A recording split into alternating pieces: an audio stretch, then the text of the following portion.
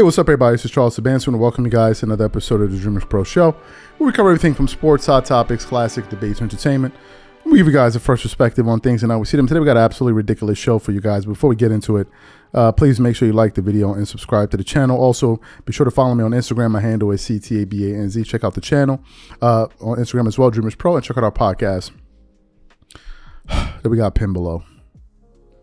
I don't know what's going on in sports media these days. Some people have been saying some pretty wacky stuff over the last few days. But as you guys know, LeBron James just recently eclipsed the 40,000 point mark, becoming the first player to ever hit that number, and most likely will end up being the only player unless something unforeseen happens. I don't think that record by LeBron is going to be broken. I'm not sure how it's going to happen unless some spectacular player comes along, but we'll have to see.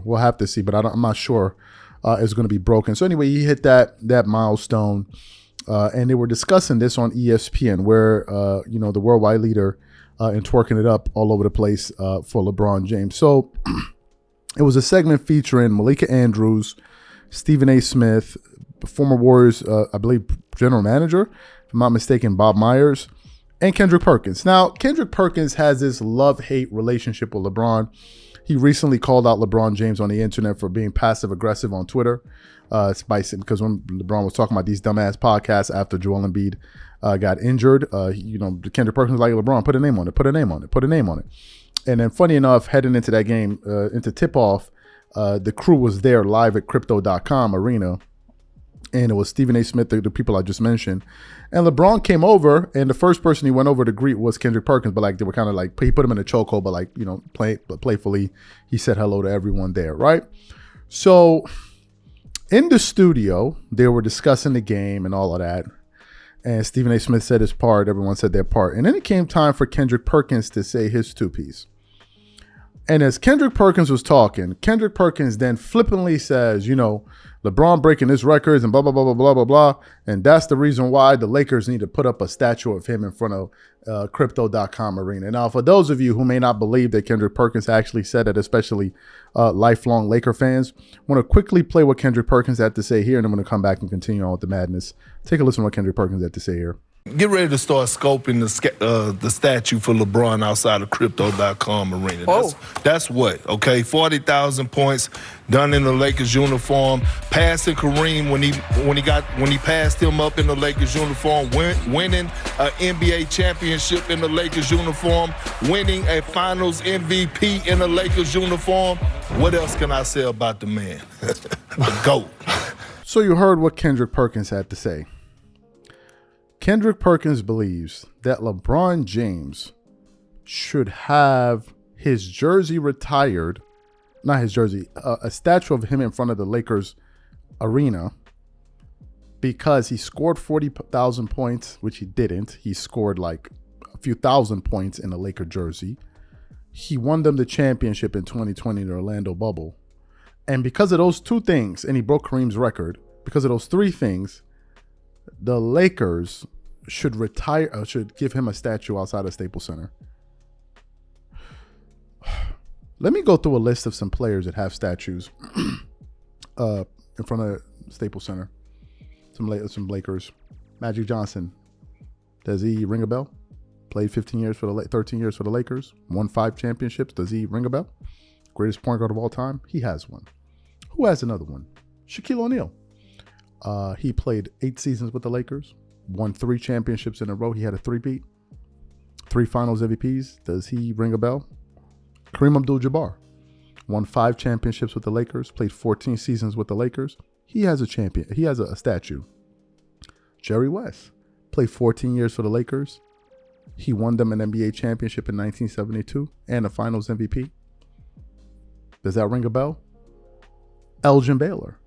He's another one that played 14 seasons with the Lakers and also won a championship with the team in 1972. And now you're telling me that LeBron should have a statue in front of Crypto.com arena. If I just listed off players like, of course, and Kobe Bryant, who has 3 statues on the way. I just listed off Shaq, Magic, Kobe, Hakeem, West. They all have one with the exception of Kobe. So for LeBron to get one, you're telling me that he deserves to have one of what he's done? So if LeBron deserves to have one, how many does Shaq deserve? Shaq won 3 championships with the Lakers.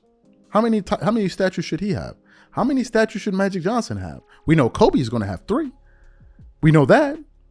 Maybe that's another thing they're trying to copy too. Oh, LeBron.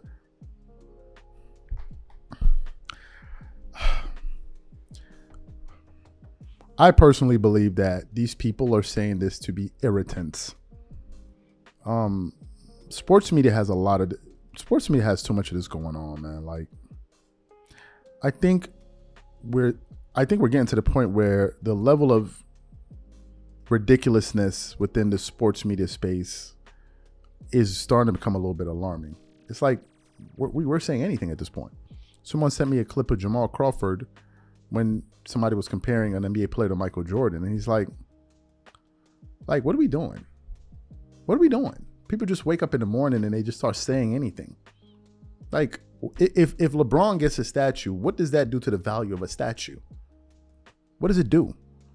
If Shaq has one, has LeBron accomplished a quarter of what Shaq has? Well, no. So how can both of those gentlemen be eligible for statues? Shaq has one, so LeBron, how? Why? More importantly, why is this being said? You know, listen, there's some creators out there that are producing content in opposition to what we produce because they don't like the fact that we talk about LeBron in a way that they don't enjoy. In the sense that they're like, oh, you're always hating on LeBron. You're always hating on LeBron. Why don't you give him some love? Why don't you give him some love? Number one, I don't have to do anything. It's our platform. We can say whatever the hell we want to say. But I'm noticing that there's a little bit too much LeBron twerking up happening all over the place right now with some of these bigger guys in sports media. And it's beginning to get nauseating. So you need voices like us out here that's going to push back on the BS. You need it. Like, it's needed. Because if I was to side with the Kendrick Perkins of the world and others were supposed to side with these guys, where are we going? Like, what? Sports media is becoming so lame these days. I don't even know what to say. It's becoming so lame of a job to do. I do it. I enjoy it. Yes. But it's becoming real lame because we got a lot of people running out here saying all kind of stuff for clicks and it's pretty bad. It's pretty bad. Like, I'm supposed to hear what Kendrick Perkins said and I'm supposed to be cool with it. Now, some people say, but you hating. But why did he say that? Because y'all would not take any issue with what he said. You wouldn't. So is it that he must be up there saying all of those crazy things and it can't be an opposing view on it? No, there has to be. There has to be. So to me, man, I don't even know what we're doing right now in sports media, man. We got a lot of clown going on. It's too much. These are my thoughts. Whatever you guys think, please leave your thoughts and comments in the comment section. We catch you on the next show. Peace.